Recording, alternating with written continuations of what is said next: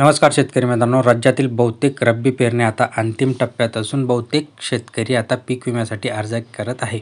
पण या पीक विम्याची शेवटची मुदत काय असणार आहे किंवा या पीक विमा भरण्यासाठी अजून काय निकष आहेत का, नक्कीच जाणून घ्या मित्रांनो. शेवटपर्यंत बघा, स्किप करत नका जा मित्रांनो. लाईक करायला विसरता तुम्ही, म्हणून लाईक करत जा, जास्तीत जास्त शेअर करत जा. बघा, पीक विम्याची भरपाई मिळण्यासाठी ई पीक पाहणी करणं गरजेचं आहे. आता ही जी ई पीक पाहणी आहे, ही पीक पाहणी कधीपर्यंत करू शकता?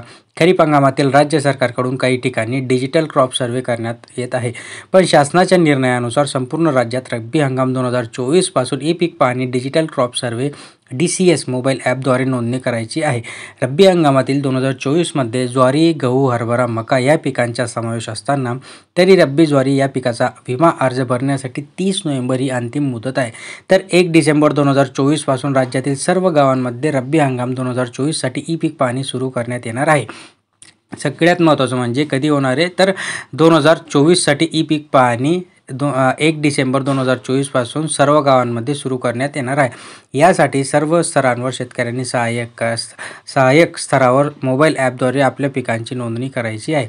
शेतकरी स्तरावरील ई पीक पाहणीसाठी 1 डिसेंबर ते 15 जानेवारी 2025 ही मुदत असून सहाय्यक स्तरावर ई पीक पाहणी करण्यासाठी 16 जानेवारी ते 18 फेब्रुवारी 2024 ही मुदत असणार आहे.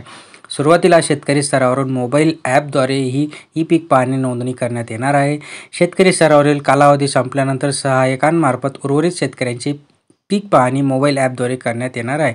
तसेच डिजिटल क्रॉप सर्व्हे DCS मध्ये गटाच्या हद्दीवर आधारित जिओ फेन्सिंग बंधनकारक करण्यात आलेले आहे.